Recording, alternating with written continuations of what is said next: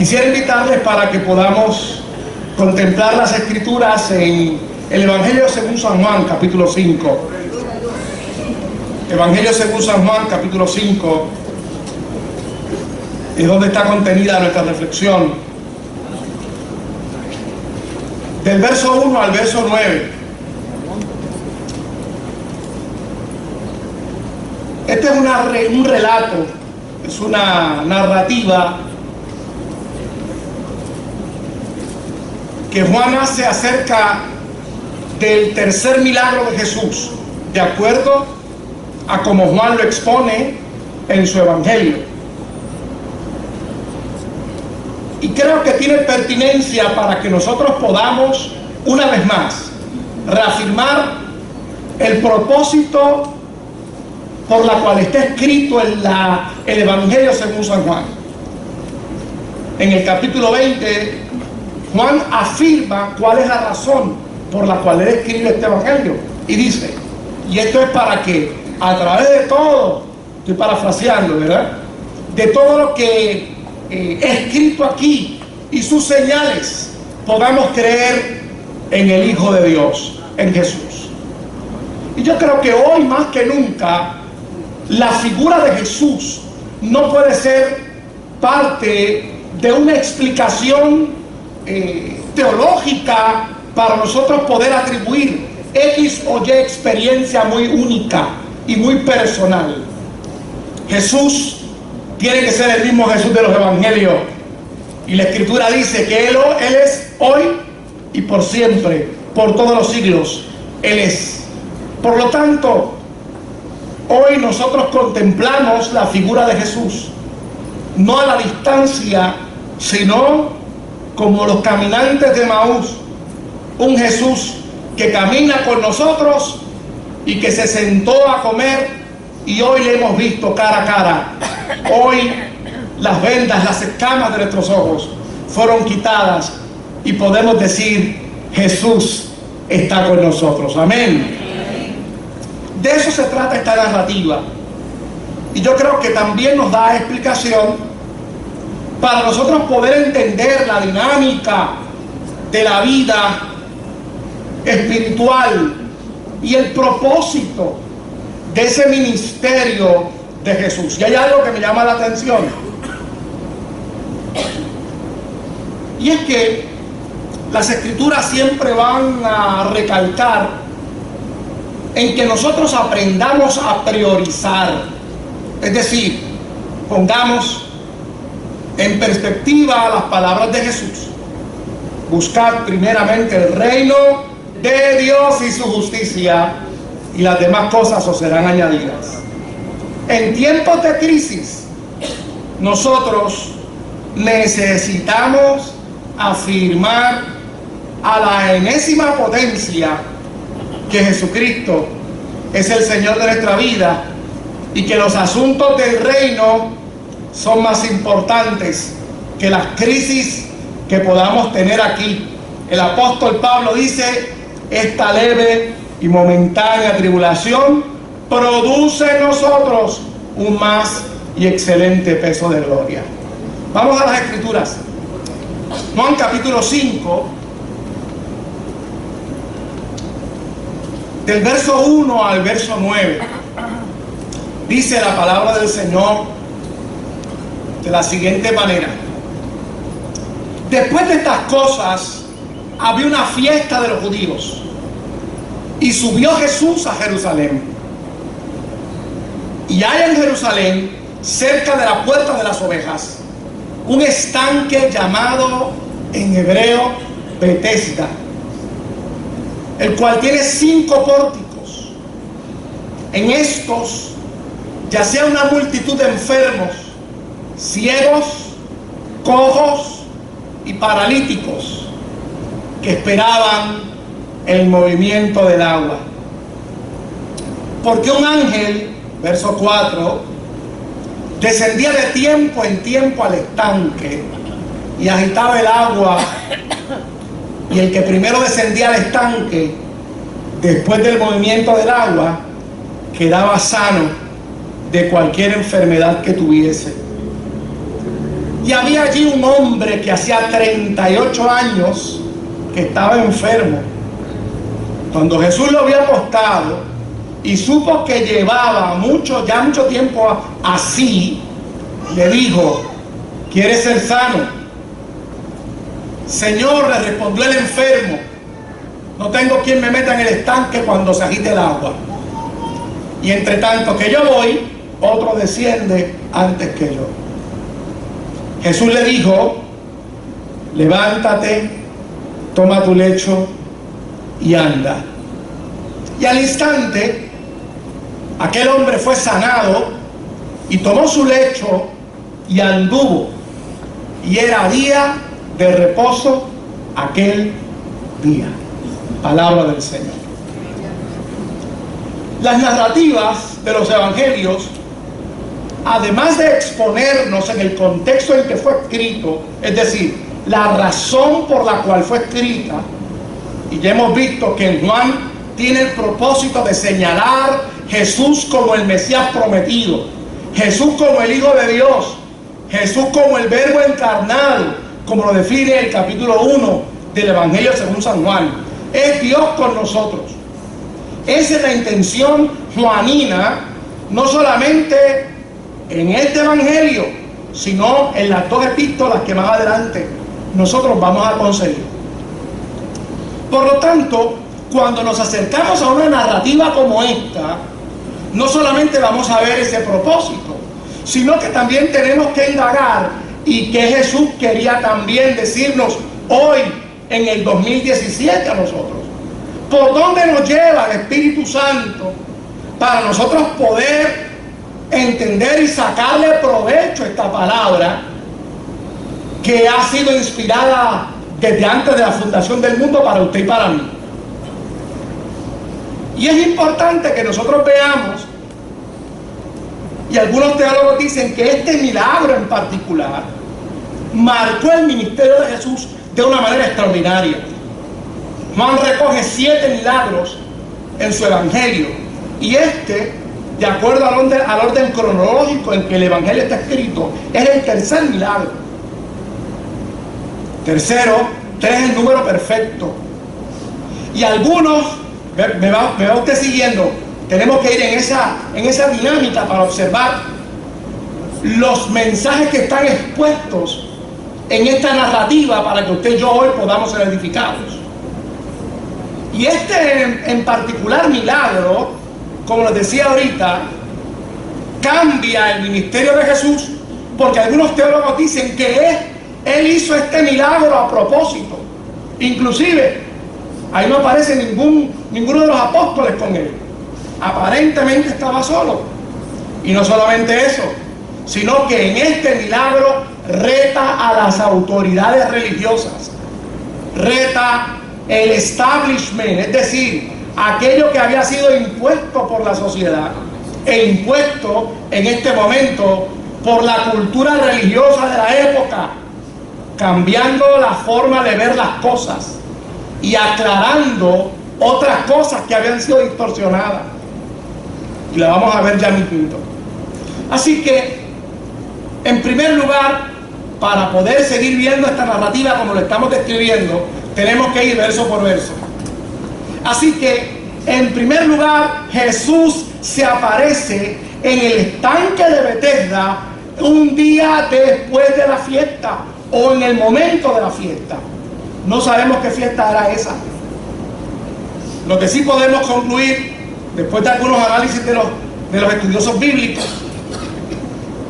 es que no podía haber sido la Pascua, porque si no, Jesús hubiera estado en más de 3 Pascuas.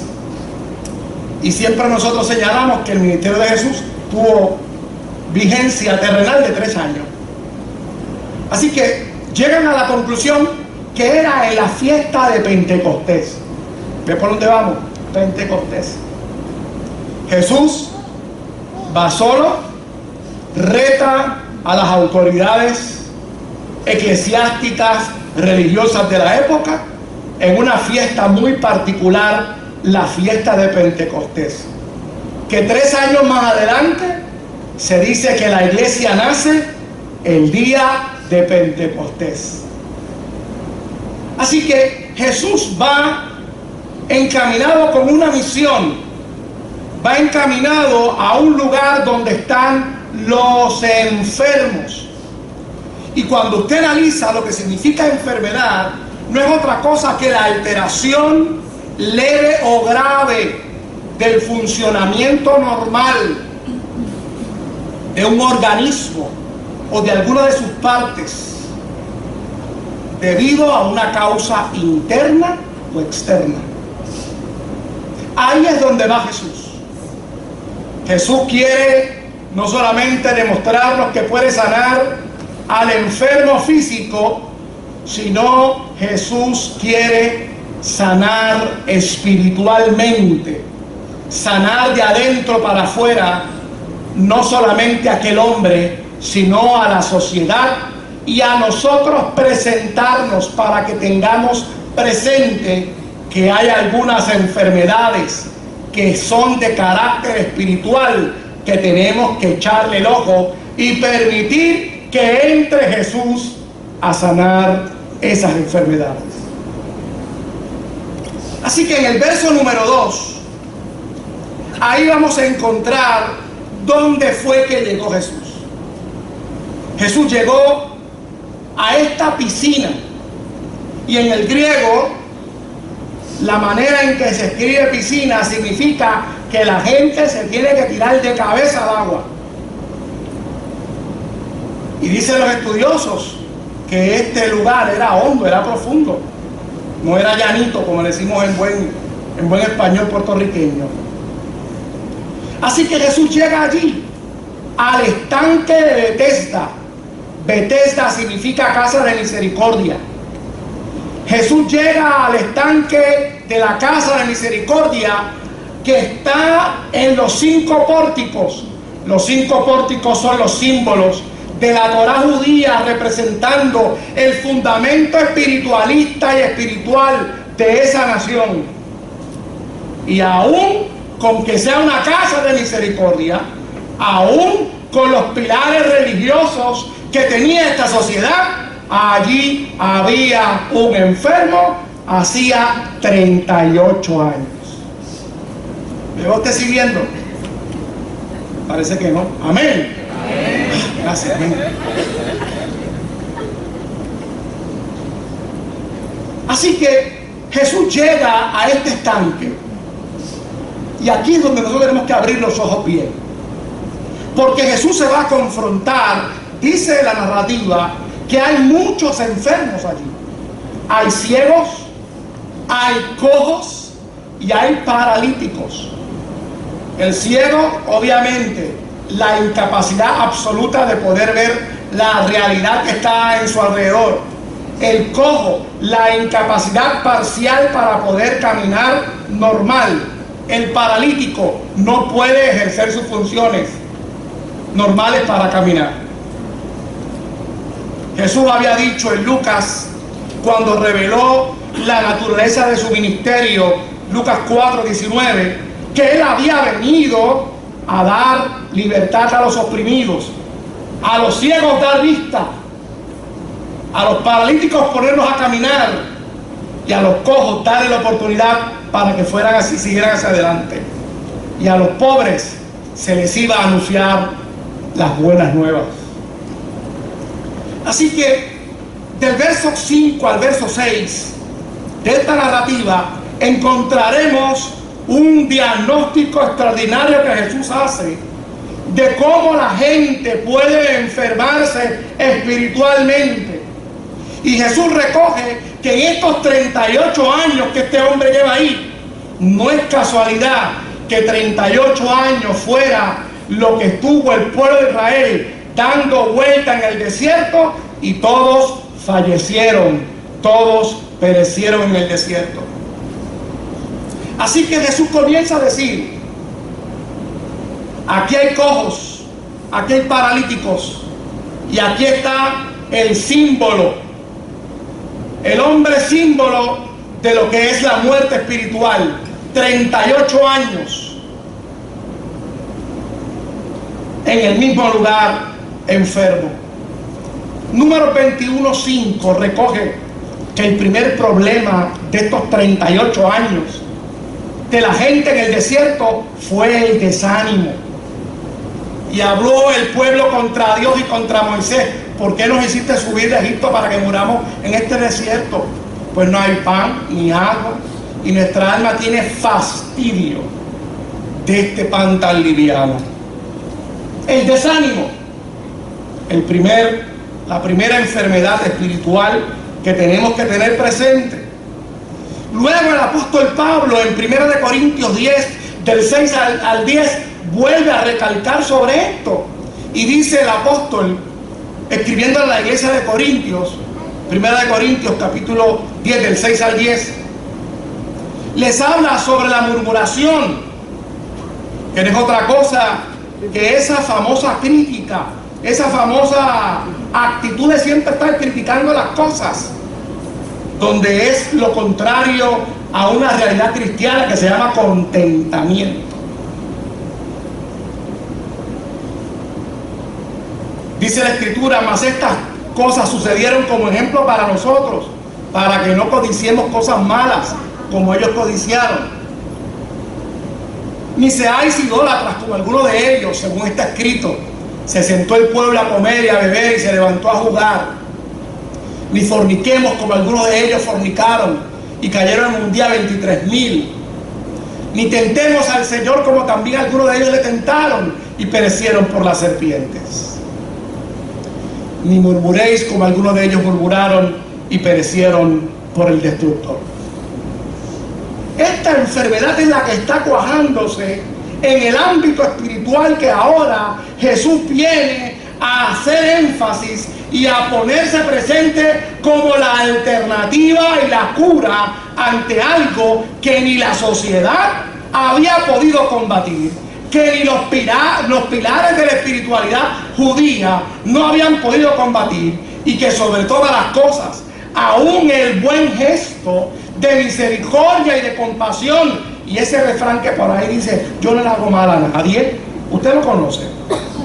Yo no hago mal a nadie. Yo no voy a la iglesia, pero yo no hago nada a nadie, porque la iglesia está en uno. ¿Usted ha escuchado eso? Ay, pero aquí como hay gente como que no lo ha escuchado. Si eso es casi ya un refranero popular del puertorriqueño. Yo no hago mal a nadie. Si no hay que ir a la iglesia, si esa iglesia está en uno, ¿verdad? Esos pilares, Jesús está diciendo, no sostienen las enfermedades espirituales. Y esas enfermedades son las que Jesús está describiendo: el desánimo, la murmuración, ese espíritu de crítica que no podemos nosotros, porque hay esa cosa que es crítica constructiva.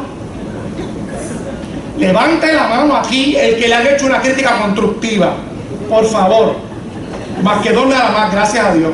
3, 4.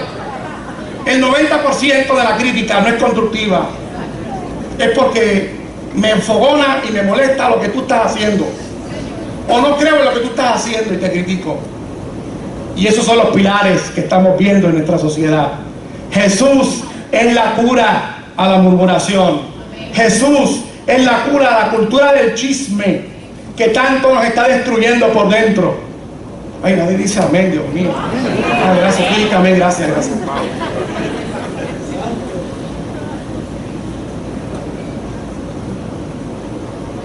Jesús combate la idolatría. La idolatría es todo lo que se le dedica más tiempo y esfuerzo y energía que a Dios. La palabra había establecido: amarás a tu Dios con todas las fuerzas de tu alma, con toda tu mente, con todo lo que tú eres. Si hay algo más poderoso que eso, es idolatría. Jesús está combatiendo esto. Jesús está describiendo la idolatría. Jesús está describiendo el tentar a Dios, que no es otra cosa que el regateo con la misericordia de Dios. Dios es bueno. Sí, Dios es bueno para que le bendigamos, para que le adoremos, no para que abusemos de su misericordia y su bondad. No para que no nos esforcemos en permitir la operación del Espíritu Santo en nosotros y permitir que nos sane. y no seguir diciendo, como Dios es bueno, como su misericordia es buena, para siempre yo insisto en hacer lo que quiero, cuando quiero y donde quiero, porque algún día alcanzaré misericordia. Eso es pecado, eso es tentar a Dios. Finalmente, en este diagnóstico que está haciendo Jesús, con el permiso de utilizar esa palabra de los médicos que hay en la casa, Jesús habla y les explica sobre cómo también nosotros adquirimos los impedimentos autoimpuestos. Nos imponemos impedimentos. Aquí hay algo que también Jesús está combatiendo, que está en el verso 4. Era una superstición espiritualista. Esas ideas espiritualistas que no tienen base en las Escrituras, para nosotros justificar nuestras acciones. Como decían, lo dicen los muchachos, en serio era verdad que un ángel bajaba y sanaba más que a uno, o siquiera ni sanaba a nadie, y los demás se quedaban ahí enfermos. ¿En serio que era un ángel? ¿O era una superstición que el pueblo había repetido una y otra vez, hasta creerlo como una verdad? Jesús está combatiendo eso. Ideas que nos hemos creado con relación a una, perdón la redundancia, a una relación con Dios que no tiene ni ton ni son, que no están basadas en las Escrituras, porque desconocemos las Escrituras. Están basadas en el Evangelio según San Yobo, en el Evangelio que yo me inventé, o que es acomodaticio a mi problema, a mi circunstancia o a mi debilidad. Jesús dice, cuidado con eso. Inclusive, cuando los teólogos hacen investigación sobre ese verso 4, no lo encuentran en los escritos más antiguos. Ellos entienden que más adelante se añade al canon para dar una explicación. Pero a la hora de la verdad, no tenía ni ton ni son de que un ángel bajaba y movía las aguas para que alguien se sanara. Allí estaba este hombre, 38 años, creyendo una superstición. Allí estaba este hombre, 38 años, y ahora cuando se le aparece Jesús, Jesús le pregunta, ¿quieres ser sano? Y él no le contesta así. Él le dice, es que hay alguien que primero que yo se mete y por eso es que no soy sano. 38 años creyendo lo mismo no permiten que la gente pueda ver a Jesús cuando Jesús se acerca a la vida para cambiar y operar un verdadero milagro. El primer milagro que Jesús quería realizar en este hombre no era ponerlo a caminar. Hoy nosotros tenemos que predicar a viva voz, no un milagro económico para Puerto Rico. No es para que sane nuestro bolsillo, no, para que sane el alma del hombre y la mujer puertorriqueña, para que los hombres y las mujeres puedan volver su corazón a Dios, para que nuestras generaciones que van en levante puedan creer en un Dios verdadero. No nos pase como a la generación que pasó el Jordán, que decían, estos no han conocido, estos no han visto los portentos del Dios de la vida. Por lo tanto, la preocupación era genuina. ¿Y ahora qué le vamos a dejar? Si ellos no conocen lo que es el derramamiento del Espíritu Santo, si ellos no conocen lo que es un milagro, si ellos no conocen lo que es poder ver, ser libertado del poder del enemigo en un culto y adorar a Dios.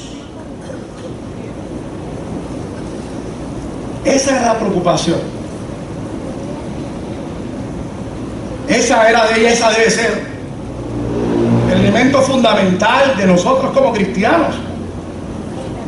No que Puerto Rico salga del capítulo de quiebra y que la Junta Fiscal se vaya y que vengan más trabajos. Claro que sí, eso es bueno, pero eso no es lo primero ni lo primordial.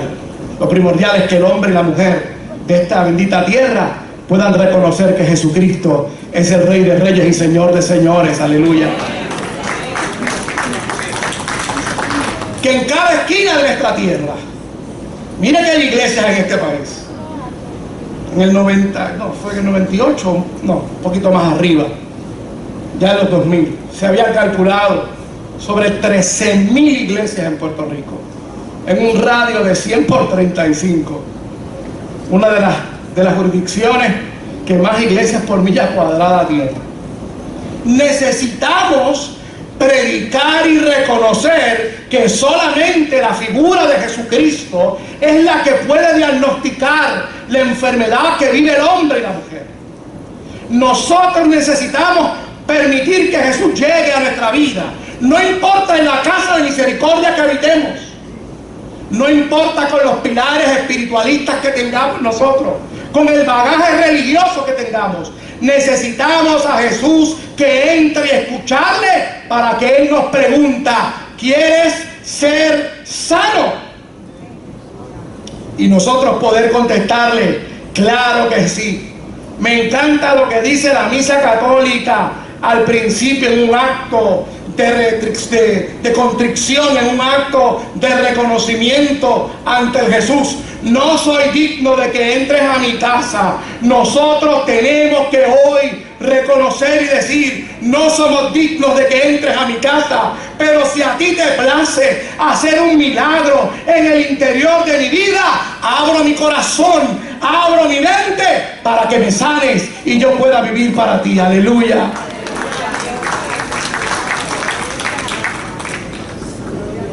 Es bueno señalar el pecado ajeno,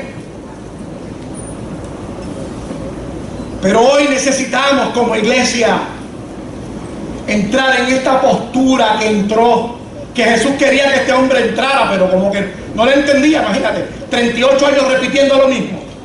No hay nadie que me entre. Y alguien me dice: oye, ¿tú quieres que te mueva el sitio? No, no hay nadie que me entre al agua. Pero tú quieres que vayamos a otro lugar. Mira que abrieron ahí un centro nuevo para trabajar con la espina dorsal. No, no hay nadie que me entre al agua. 38 años repitiendo lo mismo. Qué cuidado tenemos que tener nosotros de no repetir lo mismo y no impedir que Jesús venga y abra y trabaje un milagro en nuestro corazón.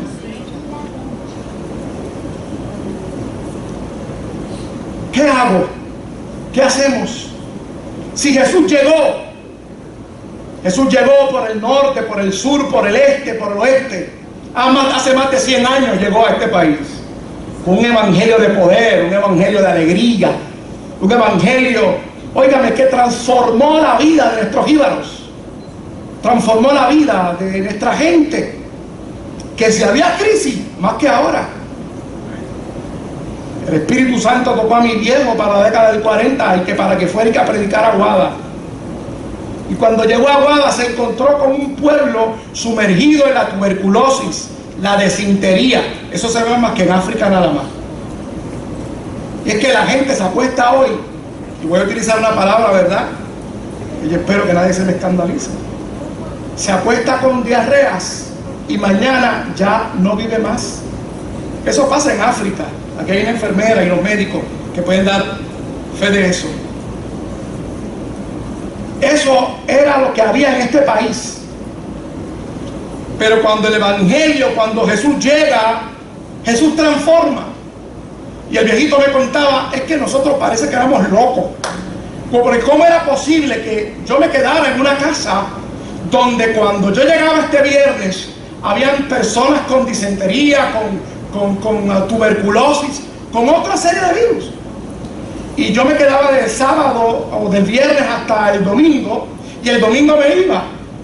Y yo era un agente portador de todos esos virus, y nunca nadie en casa se enfermó con esos virus. Lo lindo era que cuando viraba para atrás, la semana posterior, en la casa, miembros de la familia ya habían fallecido producto del virus. Cuando Jesús llega, Jesús transforma. Cuando Jesús llega, Jesús cambia el panorama. Si en aquel momento histórico Puerto Rico sufría de una serie de calamidades extraordinarias, físicas, emocionales, nuestros jíbaros sumergidos en el alcohol hasta más no poder, la condición económica ni se diga, y mire dónde llegamos. Parte de eso no solamente se le da el honor a los políticos, porque ellos nunca van a reconocer lo que Dios hizo. Se le da el evangelio de Jesucristo, que llegó para transformar. Y ya el borrachón, ya el que cortaba caña, no gastaba los chavos en la caneca de ron. Ya el enfermo ahora, en primer lugar, antes de ir al dispensario, primero clamaba al Señor. Y eran cientos de milagros que Jesús hacía, porque Jesús había llegado al lugar donde tenía que llegar. Eso es lo que nosotros tenemos que predicar. ¿Qué hacemos? ¿Cómo lo hago? ¿Qué hacemos para decirle a nuestros vecinos? ¿Qué hacemos para predicarlo en casa y vivirlo en casa? Hoy. El evangelio siempre tiene urgencia. El evangelio no es para mañana. Hoy es el día de salvación. Hoy. No es mañana. No es cuando yo, esta crisis que estoy viviendo ahora, dame un break a ver si yo la semana que viene me compongo y permito que Jesús haga algo. No. Hoy es el día de salvación.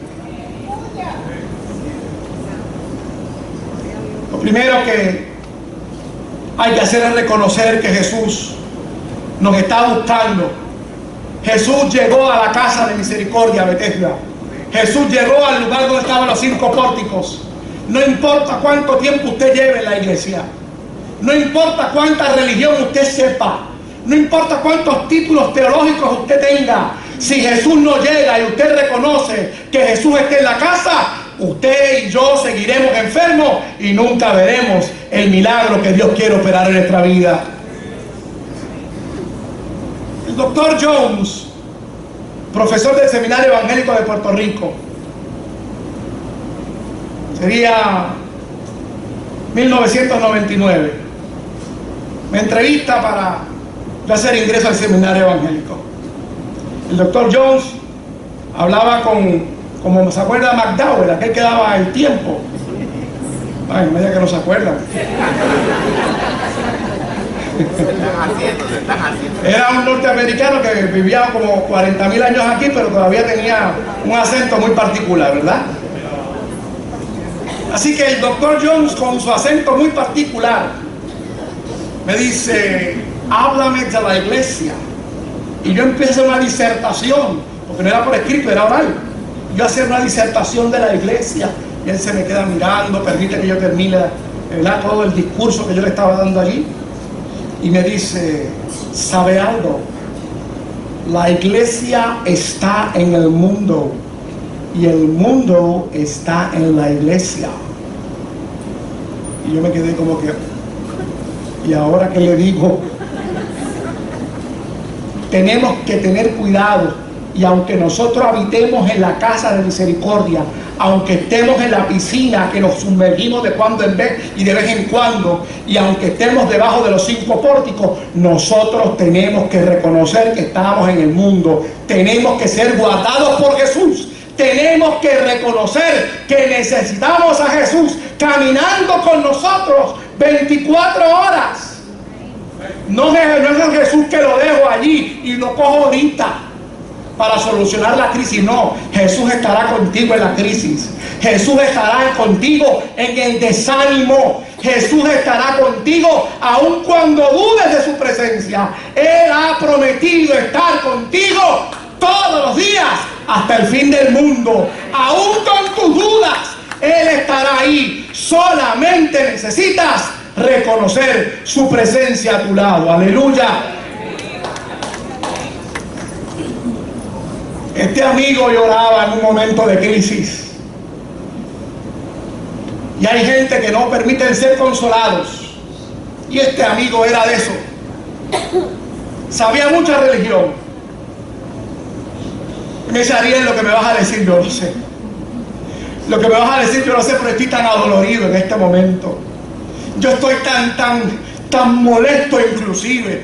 Tengo que decirte la verdad. Tú sabes, no me digas nada. Y yo, ok, no te voy a decir nada. Yo, pues aún así en tu duda, ¿tú crees que Jesús estará aquí por aquí? Aunque sea de retirada, porque vaya a ser que se vaya a sacar la bofeta y se la vaya a dar a él. ¿Tú crees que está aquí también? Dice: así, chico, yo te podré decir 1000 cosas y no quiero que me hables ahora, pero yo reconozco que Jesús está con nosotros aquí. Que eso es lo más importante, decía yo. No importa la crisis en que estés viviendo.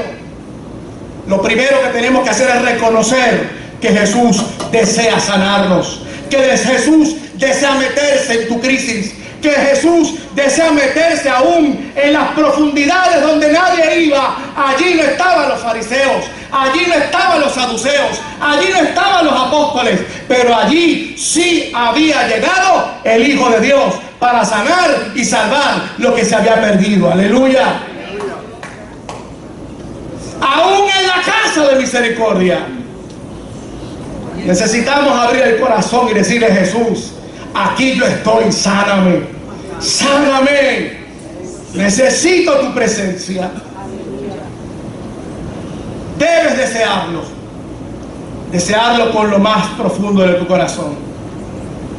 Nuestra himnodia antes profesaba el desear la presencia de Dios, algunas veces de una manera exagerada, pero yo creo que era necesario. Toda nuestra himnodia, es decir, nuestros cánticos, desembocaban en una búsqueda. Desembocaban en que el hombre y la mujer buscaran de Dios, desearan, anhelaran ardientemente la presencia de Dios.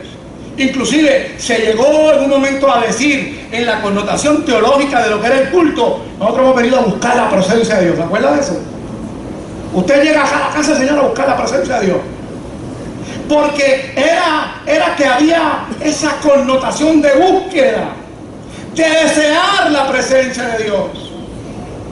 No desear que usted tenga chavo para mañana resolver los problemas. Si usted resuelve los problemas mañana porque en el cielo le cae una tonda de chavo, yo le garantizo que no lo va a hacer feliz. Usted resolverá los problemas económicos, pero seguirá con el vacío. Y lamentablemente las enfermedades que describimos pueden ser parte suya, y usted no logrará la sanidad espiritual, ni la salud espiritual que solamente Jesucristo da.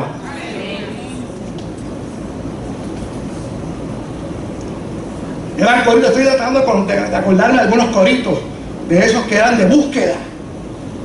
Ahora se me fueron de la mente, pero después me acuerdo. Pero eran extraordinarios porque enfatizaban, y un corito de eso duraba como 6 minutos.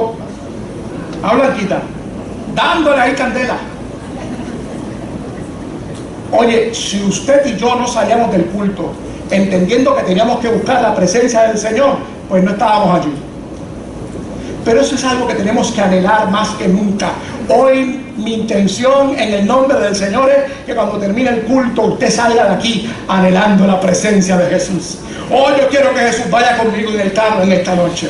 Yo quiero que Jesús se levante conmigo mañana y nos tomemos un cafecito. Yo quiero que Jesús me acompañe en el trabajo. Yo quiero que Jesús me acompañe en las gestiones cotidianas. Yo quiero que Jesús esté conmigo aunque yo esté llorando. Yo quiero que Jesús esté conmigo aunque yo esté riendo. Pero yo anhelo la presencia de Jesús resucitado en nuestra vida. ¡Aleluya! ¿Cómo nos vamos a enfrentar si no hay otra actitud a ese mundo hostil? Jesús le dice a este hombre: levántate. Hebreos 12, un verso muy único, el verso 12 y 13. En el capítulo 12, el verso 12 y 13 dice: por la cual levantad las manos caídas, las rodillas paralizadas. Y el verso 13 también: y haced sendas derechas para vuestros pies, para que lo cojo no se salga del camino, sino que sea sanado. Aleluya. Hay que levantarse.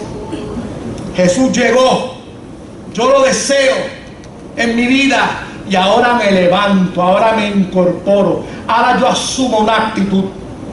Cuando usted ve a los profetas, una de las características únicas de ese profetismo es la dirección y la postura que que Jehová espera de ese profeta. Levántate y ponte sobre tus pies, hijo de hombre, que quiero hablar contigo. La actitud para nosotros poder seguir caminando con el Señor no puede ser en el camastro, no puede ser en una actitud pasiva, Creemos muchas veces que la fe es una acción que no se ve. La fe se demuestra, la fe se actúa, la fe es una actitud que cubre todo lo que somos nosotros. No meramente es un pensamiento intelectual muy bien definido, es una actitud que se nota y se ve en el desarrollo de nuestras vidas cotidianas. Levántate para que puedas ser sanado, para que puedas recibir la gracia de Dios en tu vida. Actúa a favor, ponte en una postura donde puedas recibir la gracia de Dios para tu vida.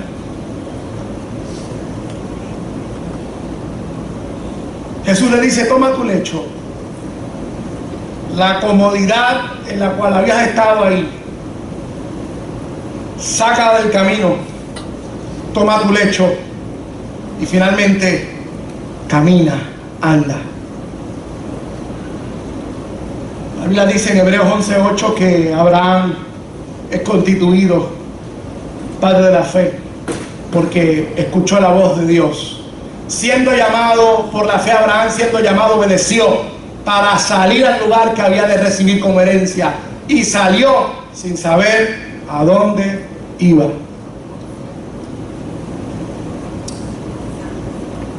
Tomar el lecho no es otra cosa que desechar aquello que nos ha mantenido prisioneros, que nos ha mantenido sin una salud, sino una buena salud espiritual, y desecharlo. Y en tercer lugar, caminar. ¿Caminar hacia dónde, pastor? Caminar todos los días, caminando de la mano con el Señor, sabiendo que el Señor ha de dirigirnos. ¿Hacia dónde nos lleva? El mundo no puede definir hacia dónde va, los cristianos sí. La Biblia dice que los pensamientos de Dios para nosotros son pensamientos de paz, son pensamientos buenos. Y el fin del hombre y la mujer cristiana es la santificación. ¿Qué es eso? Yo soy del Señor. Por lo tanto, si somos del Señor, sea que muramos, siempre seremos de Él. Ese es el destino. Lo demás se cumplirá en nosotros. Eso es caminar. No detenernos a llorar, no detenernos a preguntar. Me llama la atención la pregunta que le hace Jesús, o que le hacen los caminantes de Emaús a Jesús. Pero ¿cómo es posible que tú estés aquí, tú no sepas lo que ha pasado? Esto aquí se ha vuelto la de San Quintín, aquí mataba al maestro, y nosotros no sabemos para dónde vamos. Yo es caminando, yo me lo imagino, esa vez a caminar que uno va como a 70 millas, no se da cuenta que va caminando rápido. Y yo me imagino a Jesús mirándolos a él y ellos caminando. Nosotros no sabemos para dónde vamos, y caminando, o sea, bien ligero, y hablando a la vez. Nosotros caminamos sabiendo hacia dónde vamos, porque el Maestro está con nosotros. No tengas miedo del futuro, no tengas miedo de comprometerte, de permitir que Jesús te sane. Hay gente que tiene miedo de dejar el lecho, deja el lecho ese, y después, ¿dónde me voy a sentar? Ya no te tienes que sentar, porque caminarás, tendrás una senda derecha, caminarás con el Señor y podrás disfrutar de su compañía. Ponte en pie.